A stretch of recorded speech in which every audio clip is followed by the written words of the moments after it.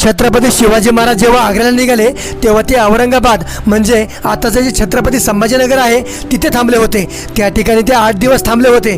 तेव्हा औरंगजेबने राजांना पत्र लिहिलं की तुम्ही आमच्या भेटीस येत आहात, तुम्ही स्वस्थ चित्ताने आणि माझ्या कृपेवर विश्वास ठेवून आम्हाला भेटायला यावे। माझ्या हुजुरात तुम्ही आल्यानंतर तुमच्यावर अनेक प्रकारे कृपा करण्यात येऊन तुमचा मान वाढवण्यात येईल, मगच तुम्हाला तुमच्या राज्यात आदर सन्मानाने पाठवण्यात येईल। राजे आग्र्याला पोहोचले तेव्हा मिर्झा राजा जयसिंग यांचा मुलगा रामसिंग यांनी राजांचं केलेलं वर्णन, शिवाजी राजा हा 100 माणसं सोबत घेऊन आला होता आणि त्यांच्या सोबत त्यांचे अंगरक्षक 200 ते 250 होते।